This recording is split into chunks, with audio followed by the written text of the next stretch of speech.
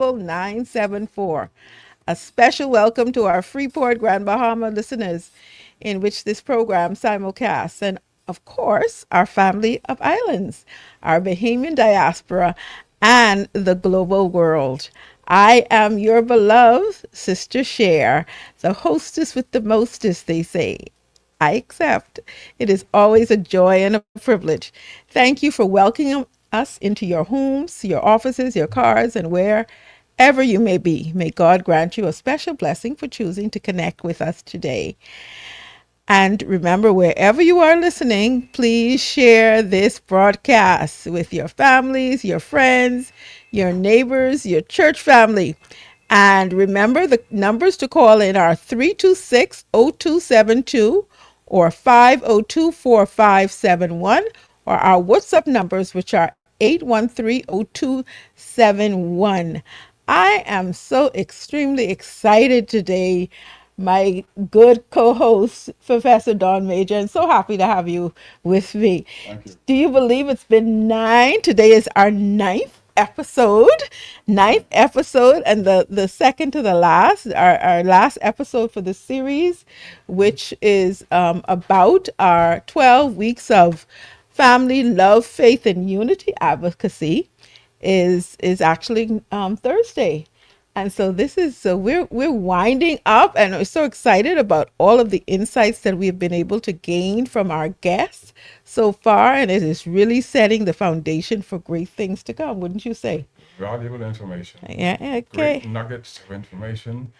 Ideal prescriptions for behavior and practical applications of daily living. So it's been great. Wonderful. Thank you so much. Yes, I have really been excited. I'm just ecstatic right now because the guest who just walked in reminds me of the earlier the earlier days of when our nonprofit just started, and I'm sure she's going to share a little bit about that. I hope she don't tell too much secrets, but we're so excited to have her, and of course on StreamYard, we have two wonderful guests also.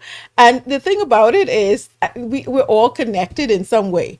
And I just love connections. I remember my mom, when I was younger, used to, when she speaks about someone or talks about a situation, she may from time to time say, she have connections. And at the time it didn't seem too positive, because it was like, it's only because she have connections that she get, a certain place or get up in there. But I have come to learn and come to appreciate that, guess what?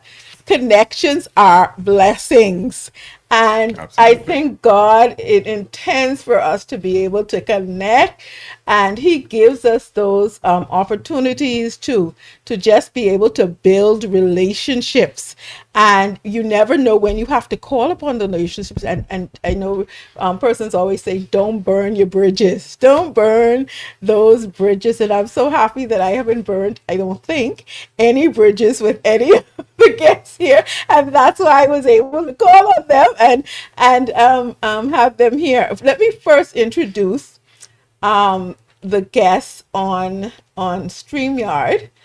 And again, I say, as I said, all of us are connected in some way. And I think the connecting person happened to be the past director Jacinta Higgs, who I call my most valuable player, because she was the first person that I met in government that connected me with actually, it was probably even before our organization became a nonprofit. But anyway, she is the one who connected all of us here, and I actually connected you with Tim Rarick during the first webinar that we had in 2021. But I'm grateful to have as our guest, first of all, Dr. Rochelle Newbold, who, again, I didn't know that we had a SDG unit. And I remember specifically Dr. Calais telling me that when I was sharing with her all of the connections of our program with the SDG, she said, "You need to connect with the SDG program." I said, "Do we actually have anything?" And so that was quite interesting. So we'd like to welcome Dr. Rochelle Newbold, who is joining us and is going to tell us, talk to us a little bit about the connection of SDGs and our topic. And of course, we have our ambassador, extraordinaire, and I was reading her biography, and I'm telling you, so impressive. She's been all around the world and has done such great things for the Bahamas internationally and now locally, and continuing to do such great work. So we're happy to have her. We didn't know we were going to have her so early, but grateful to have her now with us. And of course, none other than our Dr.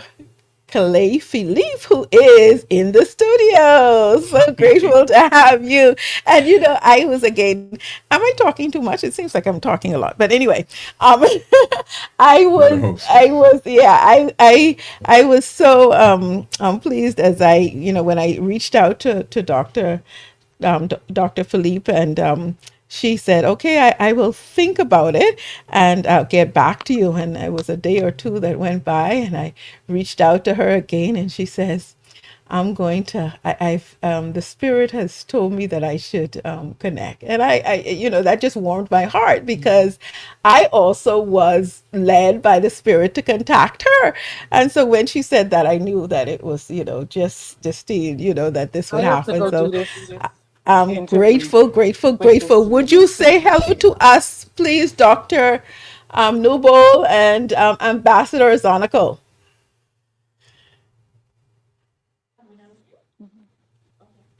Good morning. Good Good morning. afternoon. Good Can you afternoon. guys Can you hear me? guys hear me? Yes, I can hear you. We can hear you clearly. Thank you so much, Dr. Noble. And Ambassador, are you there?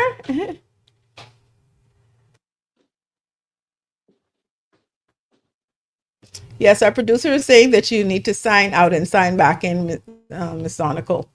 Okay, so as we wait for Mrs. Zonico to get on the platform, we'd like to start by asking our good, either one of you. I'll put it out there for opening prayer. Thank you very much, Professor. Gracious and eternal Father, we give you thanks for your goodness and your mercy that you have woke us up this morning, brought us on our way, and brought us safely here to this destination at the radio station. We ask your blessing upon the program, that whatever is said and done may bring honor and glory to your name, and may be down to the benefit of every one of our listeners, both here and abroad. May everything be done decently and in order. Bless every participant, to bless our guests. I pray that you continue to provide them with blessings and goodwill today and forever. In Jesus' name I pray. Amen. Okay. Thank you so very much. So we're going to start first with I just wanted to let Dr. Calais speak a little bit about how we met, and what our relationship has been since then. And I know also we had a connection as we speak about legacy. We also had a connection with someone who has passed on, which was the past minister, Obi Wilshcombe, because I know he was the minister at the time. And as I was thinking about this program and the program that we will have on Thursday, when we recognize Mr. Rupert Roberts, I thought about the legacy also today that we have with Obi Wilshcombe, Minister Obi Wilshcombe, who is passed. Let's start with that, could we? What do you see as the legacy that I know, because we had meetings together with him, and he shared a number of things about family, and what is the legacy that you see that he left? One of the things that we're coming to know and to appreciate is that legacy is not only what a person leaves behind, but also what a person leaves within others that carries on. So let's start with that. What is the legacy of a family that that that I think we should, if we think about it, that we should probably be working and continue to work to carry on, that you saw that he envisioned for the Bahamas in his role? Thank you so much, and it's such a pleasure. And this is a vision fulfilled, I know, for you. When I started at the Department of Gender and Family Affairs in 2021, we would have met. The beautiful thing about that was your beautiful spirit and your heart's desire and passion for family in the Bahamas. It was very evident. And I think that was very evident to the minister, God rest his soul, your passion. So the legacy he left was having that meeting with you to hear what was your vision for families in the Bahamas and how you wanted to roll out that vision and how you thought it was very important that the Department of Gender and Family Affairs be part of that work and to start that work. And so we had several discussions really building the proposal, building the ideas, and his ears was burning and itching to hear that. And we know that the Bible says write the vision and make it plain and run with it, and you have not let go of that vision. I am so inspired by you to see you sitting here, to see that the vision that he had and the support is able to continue through you, your love for your people. No, don't make me cry now. Oh, sorry. Okay. You can stop there. Oh, I'll stop there.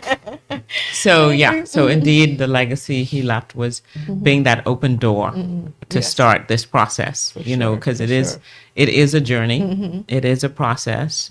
And some of us don't have the tenacity, determination, stickability to see something that is very important for the nation be fulfilled. And Thank you you. did not let that go. And, he had the torch. You pass it on to him. He passed it back to you. And you are running with it indeed. Thank you. Thank you so much. Appreciate that. Yes, indeed. You mean, like I said, I always felt the passion that has really driven me to this point, coming first from Jacinta Higgs, and then on to you, and now here, even if as we have now a new minister in place, the Honorable Senator Barbara Cartwright, and looking forward to also working with her in this, great work. As I think about it, one of the things that I remember specifically that the Honorable O.B. Wilsham spoke about as we had our talks was as we spoke about the children's homes. And he was very, very concerned that it didn't have a family environment. And the question was, how do we create that family environment? And as I have thought about that, having worked with, continuing to work with the children's home, we recognize that the way that we can actually do that is to find ways and means of having a different structure, a different home setting for that, Yes. and actually having the children to be not so in a huge institution, so to speak, but more in smaller communities. And that is actually why the Family Renaissance Homestead came about, in terms of us being able to offer another alternative to the larger institutions. And so I see that as something that, came directly from his vision of having a more family oriented situation for those most vulnerable children. And so this platform is actually a means in which we are raising funds to be able to fully establish that home. Excellent. And so I'm really happy about that. So Ms. Sonico is back on, we understand. And just before we introduce or have Ms. Sonico speak, can you speak, Ms. Sonico? Can you hear us? Can you I speak so we can see if we can hear I you? can hear I you can hear all. you all. I'm not Okay, sure if I'm you not can sure hear if you me. can hear me. We can hear We can hear you. you, We can hear you. Madam Zanako. Yes. Okay, thank you so much for being here. All right, so Dr. Newbold, how are you?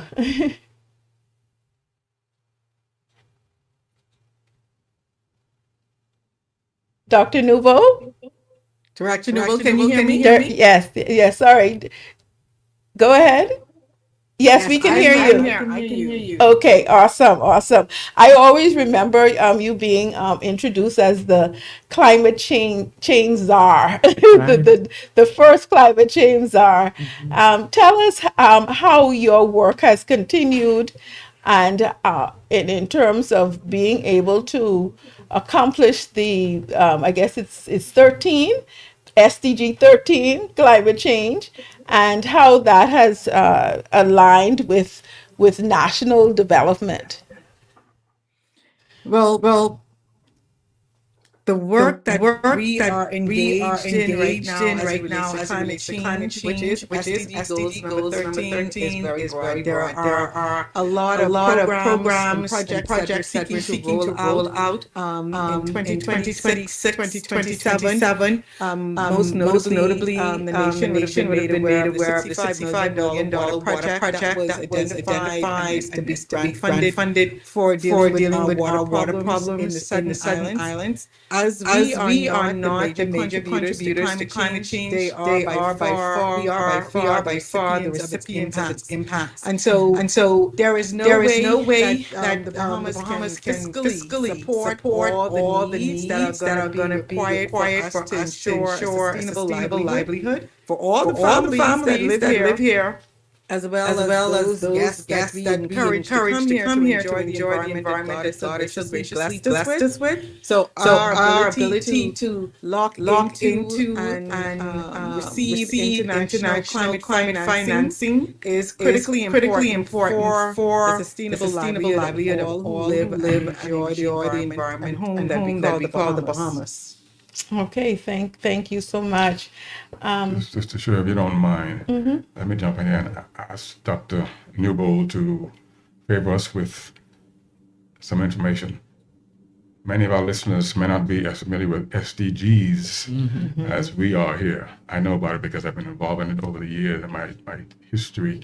But could you explain and break down briefly what SDGs are Okay. and what they mean for us, if you don't So, mind? so I'll be appreciative if she does that. Thank you very much. And then we have a clip that I want to share with us that kind of explains it and pulls it all together. And our producer will cue that up for us to play right after Director Nouveau speaks. So the So the SDGs SDGs are are 17 17 goals goals that that the the UN, UN, so all so the all the nations of the nations of world the have world have essentially essentially agreed agreed are are essential essential to to ensure ensure sustainable sustainable development for development for any any country. country. It It goes as goes as far as far number as number one one being the being the target target goal of goal of ending ending poverty in poverty in all all forms forms everywhere, everywhere, to to 16, which is 16, the which is the promotion of promotion of peace and peace and inclusive inclusive societies for societies for sustainable sustainable development, development, to to 17, which 17, is to which is to strengthen the strengthen the means of means of implementation and implementation and revitalize the revitalize the global global partnerships for partnerships for sustainable sustainable development. development. So So anything that anything you that would you think would would think be would a be a common, common, the common the common heritage of heritage of man, the man, right the of right of all all mankind, mankind, these these were were concentrated into concentrated into 17 17 targets targets that that everybody everybody agreed that agreed that we would we would work work towards towards ensuring ensuring that that all all nations in the nations in the world would be world would able be to able to achieve. Now, achieve. for the Now, for the Bahamas, as Bahamas, as is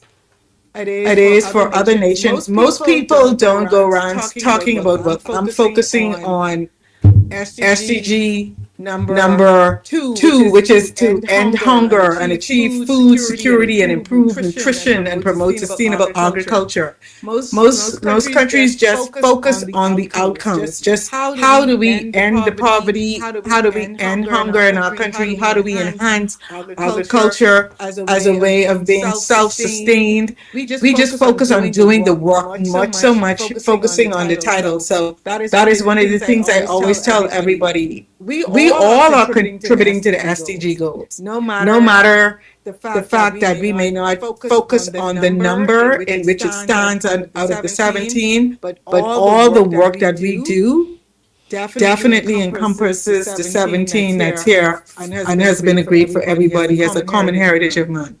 Okay, thank you so very much. The acronym SDGs, Sustainable Development Goals. That's correct. Correct. Yes, thank you so much. And we did have a little conversation as we were talking about this our episode here, and I was saying to you, and I recognize this as I hear the various leaders, government leaders, and how they align with the SDGs. But when you actually ask forums or persons, do you know what the SDGs are? I have found that a lot of persons do not know. I obviously your explanation there tells why, because if you ask them about climate change, everybody knows about climate change, or everybody knows about, obviously now that the new minister has put it out there even bigger in terms of her mandate for ending poverty, we know that that is SDG 1. Do you have any insights before we go to the video, Ambassador Zonical? I know that you did a little bit of research, but just briefly before we go to the video, and then we will continue our conversation. Thank you. Can I still be heard? Yes, you can. I'd just like to say one sort of housekeeping point. I'm getting echo when I speak and when I hear the other speakers, with the exception of yourself and Dr. Philippe. But when Dr. Newell speaks, there is echo, and I'm hearing myself echo. I don't know if it can be remedied before I continue. Yeah. Our producer says that he's working on that. I don't know, but maybe that's the platform or whatnot, but we can hear you clearly, so you can go ahead. Thank you. Certainly. Well, I'll just say at this point that, yes, the research that I did basically was to interrogate myself as to what are we talking about the essentials of family. Because you asked me to relate the family to national development and the United Nations Development Goals. So as I said, I think we need to get back basics. What is the family? What is national development? What do the UN Sustainable Goals aim to achieve? And so that is the perspective that I took to get back to basics. Thank you. Thank you so much. Thank you so much. And now we'll listen to the video.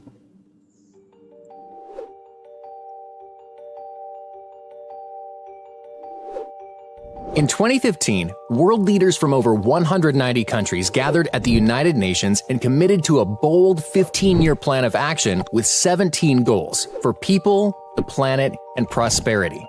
Known as the UN Sustainable Development Goals, this plan aims to create a world free of poverty, hunger, disease, and want. A world where each country enjoys sustainable economic growth. A world without violence and where women and girls are empowered. A world where a good education is accessible to all. But how are nations to accomplish these lofty goals? According to the United Nations Resolution on the Protection of the Family, these goals will be difficult to attain unless the strategies to achieve them focus on the family. This is because, as the Family Resolution also states, the family contributes to eradicating poverty and hunger, achieving universal primary education, promoting gender equality, empowering women, reducing child mortality, and more. Yet, unfortunately, the contribution of the family in the achievement of development goals continues to be largely overlooked, despite the fact that the family is key to solving many world problems. Research shows that men, women, and children do better when it comes to health, wealth, and education when they are part of a strong, stable family. Indeed, the wealth of nations depends in no small part on the health of its families. Take education. Across the globe, children living with their two parents are more likely to be successful in school. In countries across the world, from Indonesia to Singapore to Sweden, children were about 40% less likely to be held back in school if they lived with two parents compared to just one. Kids benefit from having the attention, time, and resources of both a mother and a father when it comes to excelling in school. Thus, strong families make for successful students. What about children's health? In much of the world, family instability is associated with higher levels of disease, stunted growth, and child mortality. A global study from Child Trends shows that kids in Africa, Asia, and Latin America from intact homes are almost 1/5 less likely to die than children whose mothers divorced or remarried. The resources, stability, and lower levels of stress typically provided in a two-parent family benefits the health of kids. Thus, strong families make for healthier children. Take the empowerment of girls. Having a family with a father present is a protective factor against adolescent girls being sexually active or abused. From the United States to Kenya, we know that teenage girls without a father are 2 times more likely to get pregnant. Good fathers provide their daughters with the affection, attention, and guidance they need to be safer and healthier. Thus, strong families make for girls with brighter futures. What about development? Countries with more married parent families enjoy higher levels of economic growth. Indeed, a study sponsored by the Social Trends Institute finds that the family factor is one of the best predictors of growth in countries across the world. Undoubtedly, one reason growth is higher in countries with more married parent families is because children do better in stable, intact families. Men also tend to work harder, smarter, and more successfully when they are married. Thus, strong families make for successful, wealthier nations. Clearly, the family plays a key role in achieving the UN Sustainable Development Goals. And since governments can never adequately compensate for the irreplaceable role of the family, nations have a vested interest in protecting this natural and fundamental unit of society. Because as the family goes, so go the children, so goes the nation, so goes the world.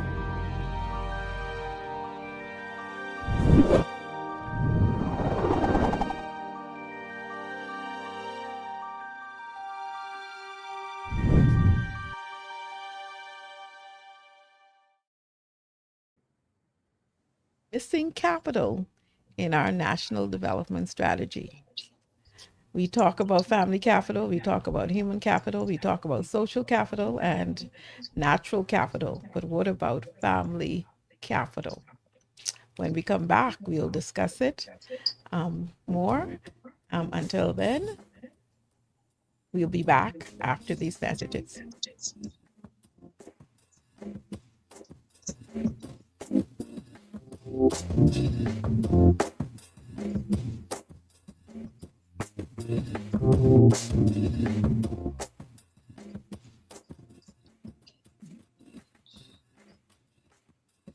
You are tuned in to Family Connections with Sister Cher on Global 99.5 FM, supporting parents, empowering youth, cultivating lit plus happy families for a stronger Bahamas. Don't stay connected then. Maria! Wake up every weekday on 99.5 FM This is Steve Harvey, your main man. with a Steve Harvey Morning Show. You would do this over there. He do come back. I You do see say the it. lady. My She's hair's not funny. fine. I don't know what y'all be looking at. It's My money in the country. No, it's not fine. And you don't know where we looking at. We don't know where you ain't looking. How you sitting there talking about your hair is fine? How I come back to work and you still ain't cut your hair off? I just knew when I came back. I said, you know what, man? Weekday morning from 6 to 10. Let's go. Over here on 99.5 FM. I'm out. Ready to make this school year the most stylish one yet? Head over to Brass and Leather, Charlotte Street or Marathon Mall, and the Luggage Store Centerville. Upgrade your look with iconic backpacks from Kipling, Herschel, Stephen Joseph, or the all-leather from Land. Plus, get rewarded. Buy any backpack or wheel backpack from the Toto X Hall collection and get an exclusive gift with purchase. Don't wait. Gear up in style today at the Brass and Leather Shop and the Luggage Store. When power goes out, will your business survive the silence? Every second without power means lost sales, missed deadlines, and disappointed customers. With a cat generator from Machinery and Energy Limited, you're not just buying equipment, you're investing in uptime, reliability, and peace of mind. Stay open, stay profitable, stay protected. Always on, always ready. Call Machinery and Energy Limited today, located on College Avenue, Oaksfield, at 323-5701, or visit me-ltd.com to protect what you've built. Shop early to get your uniforms and get Janae's Uniform Center's buy 4 get 1 free sale. Free monogrammed and regular school shirts, dry fit and cotton polos, jumpers, skirts, boys long and short pants, PE shorts, underclothes, tights, socks, neckties, belts, sleeping mats, hair accessories, and character work desk. Get 50% off backpacks, lunch bags, and raincoats. Buy 4 school shirts, get 1 free. Buy 2 skirts, jumpers, or pants, get the third 50% off. Need embroidery and monogramming done? Visit Janae's Uniform Center early. Beat the back to school rush. Janae's Chesapeake Road back to school special. Restrictions apply. At Apex Award Signs and Engraving, the name says it all. The country's trusted name for trophies, plaques, corporate seals, rubber stamps, badges, bumper stickers, traffic and street signs, keychains, t-shirts, interior signs, restaurant menus, and so much more. Apex Award Signs and Engraving, number 128 Mount Royal Avenue in Wilton Street. Open 9 to 5, Monday to Friday, and 9 to 1 on Saturdays. Visit the website at apexawardsbahamas.com. Apex Award Signs and Engraving, number 1 in the Bahamas. In a world filled with challenges, we find strength in community. The Anglican Diocese of the Bahamas and Turks and Caicos is dedicated to nurturing this strength through our pastoral care programs. Our pastoral care extends beyond the walls of our churches, reaching into the hearts and homes of those in need. We provide counseling, crisis support, and a systematic program designed to adapt to the changing needs of our members. Through our healing conferences, missions, and retreats, we strive to restore wholeness, helping individuals overcome challenges and find strength in their faith. Our Anglican Family Violence Prevention Program, Power Up, equips participants with the essential skills in communication, goal setting, and emotional intelligence. In partnership with experts like Dr. Novia Carter-Lukey and the National Drug Council, we empower individuals to make informed decisions and pursue their dreams with clarity and confidence. Our Family Life Commission supports families through initiatives like the Diocese Marriage Retreat and Family Wellness Quiet Day, fostering stronger, healthier relationships at home. At the heart of our pastoral care is a simple yet profound mission: to be a source of God's love and healing in our community. Join us in making a difference, one life at a time.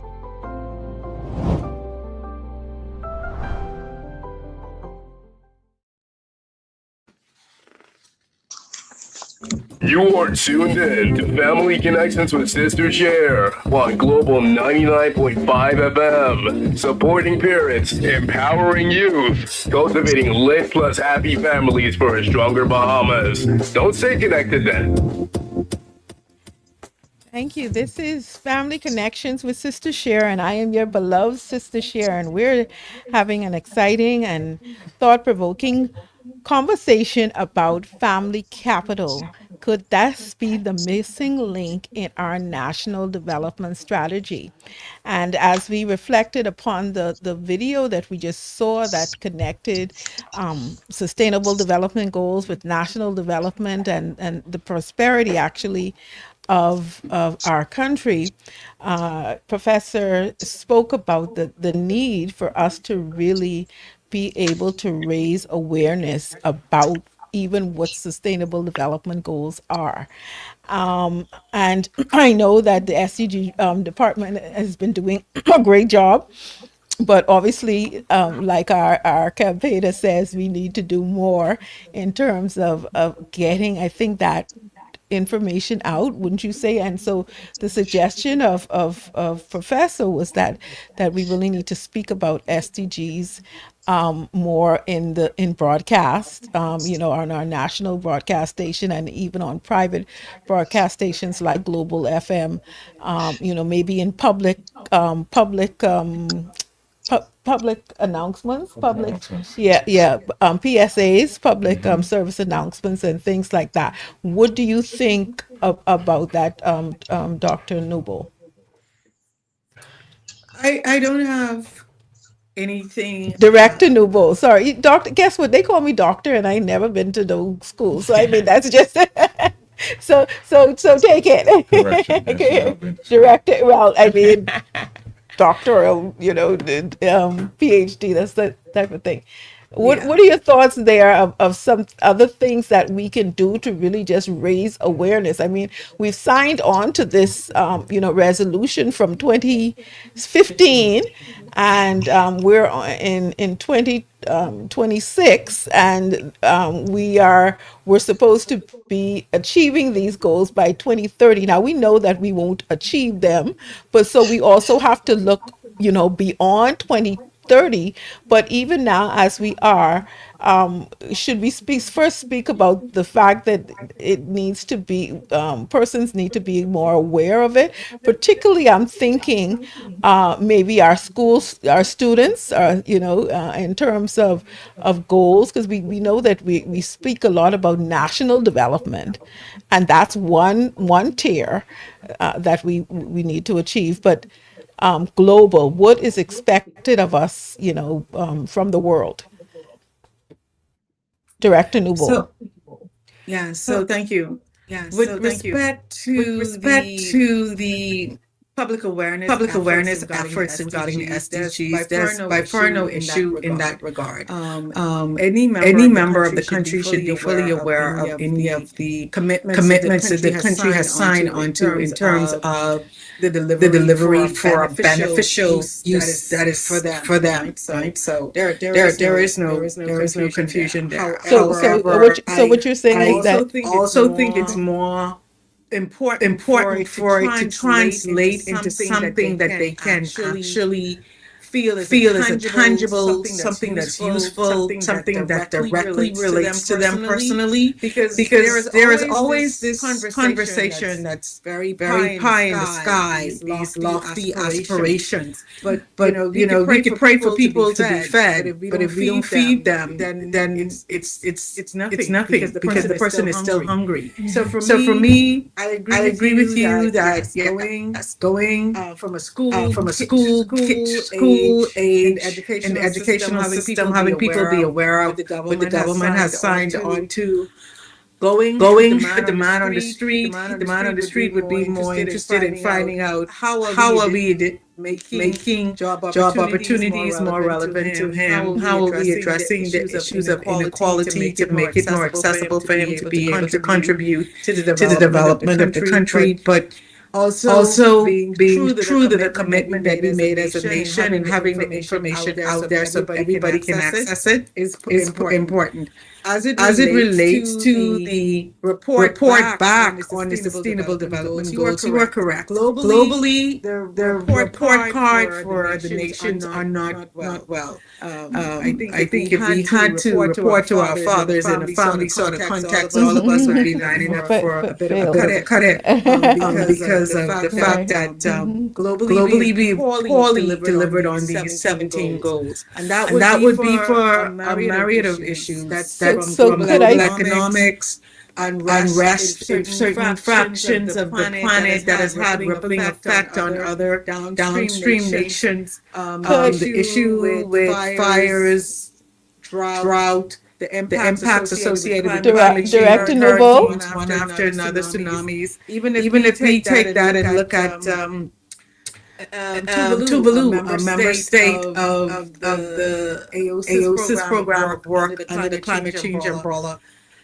A whole nation is being uprooted Right. taken elsewhere because of sea level rise. And they have actually given back a report on the impacts of that move on the family, and that hasn't been very positive. So, Director Newell, just sorry to interrupt you there, because when I hear us speak about the fact that we have not achieved these goals, and also the fact that we're not there yet. I should say we're not there yet, and we're far off from being able to achieve them.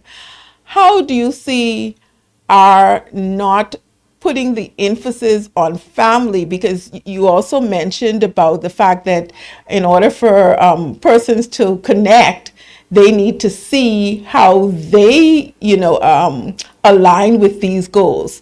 The fact that we're not putting the emphasis on family, and not only in the Bahamas but worldwide, and we're seeing the degradation of family, could that be the reason why we are seeing the shortfall in the achievement of the SDG goals? The family is by without a doubt integrated to everything that we seek to achieve as a nation. The family was the first institution that God blessed and He implemented. So from that, it tells us that there is a need to ensure that tool, that process, that program that He put in the middle of a garden was to be essential to the achievement and the benefit of everybody and everything in that garden. So, and how can we better do that? It is, however, a disconnect in terms of when we look at the role from a national perspective that we have to deliver on anything, not just the SDGs, but anything in general. We go to the heart of the delivery, not necessarily the methodology that encompasses an intimate group like a family and how we deliver. Dr. Calais. Yeah, I agree with what Director is saying. And I want us to take us back to that question, is the family the missing capital? And the answer would be yes. The missing capital, because of, the UN said it's the fundamental cornerstone for achieving the UN 2013 Sustainable Development Goals. And they have broken it down. And, the clip is wonderful. Eradicating poverty, hunger, health and well-being. That's a space that I'm in. Quality education, gender equality, and peace and justice. And what I've seen in health, because I'm in health right now, and I'm in longevity and regenerative therapies, which is a new unit in the Ministry of Health, is we have, even in health, fragmented the family. If you go to a health center, there is baby days, there's days for women, there's the male clinic, there's not a family clinic. And one of the vision was to have a family clinic, which is the whole family could be served, right? That's right. But also you could have this education. Right. And building up the family, you have to build it up as a unit. When we look at our economic plan in the Bahamas, you would note that if you work in the hotel, what time you have to be to work? Early in the morning, right? Who's at home with your child? Right. Nobody almost, or you have to teach them how to walk to school. And so in our economic development, are we protecting the family? We have to think about that, right? So when we're sitting down with these big developers and they want to bring jobs, are those jobs supporting family? That would be one of the strategic plans that we need to look at, right? Additionally, we want parents to be engaged in their children at the school level, but it's very difficult. I taught at D.W. Davis, and when it came time to doing report cards, parents couldn't make it. They were working on a Sunday, right? And so I had to encourage my students to tell their parents how important it was, but also tell them how to tell their boss they need the time off, because it is important for the parent to show up for the child, right? So what is happening is, if you are in the middle class and higher level, you can show up for your child. But if you're poor, you can't show up for your child. It's very difficult. You're going to be cut pay and everything like that. So fundamentally, if we're going to say the family is fundamental, we You have got to to walk the talk. Yeah, we You have to look mhm. at the strategies. Right. One more thing to say is, they talked about gender equality and they spoke a lot about women. Women in the Bahamas, women I for us, right? We are doing much better than the men who are in jail, who are being shot, who are in accidents. I think we need to have a Save the Male program, and make sure that men can really indeed lead their household. But if 50% of the males come out of a school and they're not educated, they can't get a job, they're going to be frustrated, they're going to be recruited by the alternative investors, and they're going to use their skills, right? And they're not going to be able to lead their family. Is there a class in school that talks about the family? That's right. That's right. How to have a great Well, family. the thing, yeah. So you're stepping on my toe a minute here. Sorry. Because because I am on the Family Life Advisory Board of the Ministry committee, actually, of the Ministry of Education, and that is one of our tasks, is to look at the curriculum and to see how we can actually engage and have a curriculum that speaks largely to family and these different type, tools and resources and education that it indeed will help the next generation. But what we are finding again is that we can only teach the youth without including the parents. That's because right. it's like, That's right. if there's a disconnect. So we really have to start thinking about how we will address this in a holistic manner and look at the various dynamics of it all. Before we go any further, I want to get Zonical in it, because I know that Ms. Director has to leave at 3:00, or is she going to stay with us until 4? But let's have Ambassador Zonical have a input here. Thank you very much, Madam. And just before I give my brief input, I'd just like to pay tribute to my two other colleagues on the panel. I know Dr. Finney personally, and I know the depth and breadth that she is as a professional and the commitment. Dr. Newbold, director, I know from afar, but just when you follow in the climate arena, nationally, and globally, you have an idea of what she is contributing. So I would like to pay personal tribute to both of them. And then, as Dr. Philly said at the outset, to you, in terms of spearheading this key element for personal and national development. I'll start with the discussion and the solution that have just been presented with the UN SDGs and how they can be implemented more extensively and more impactfully. I agree with what all have said, you, Madam Chair, as well as Director Newbold and Tiffany. I would just like to add another dimension.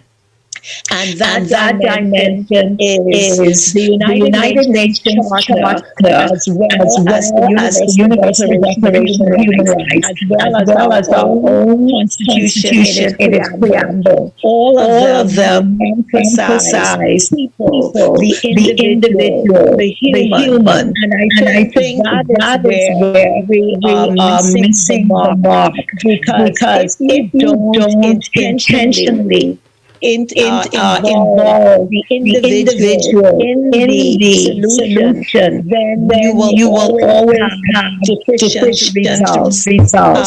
And heard the challenges such as what Dr. Philippe referenced. But even then, if you put before parents that we work with you, parents, government, the the community who saw each one of those or relevant SDGs. You may be pleasantly surprised at what is achieved as opposed to just coming up with silo ad hoc programs. And if I may like to reference some of the basics that I told you that I discovered or was reminded of in preparing for this discussion. And the first thing I ask myself is whenever you want to tackle complex,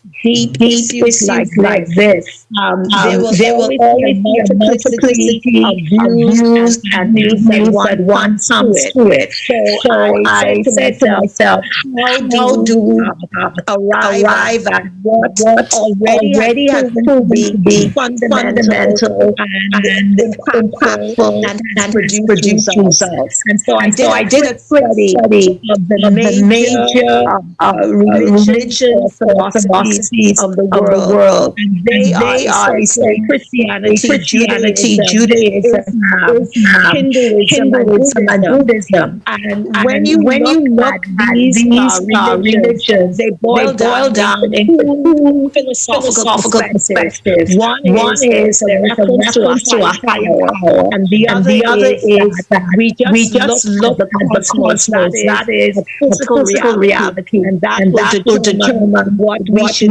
do as human beings. But the Christian philosophy is the only one that answers how, the when, the why with evidence. And so that's the first segment. And therefore that's me.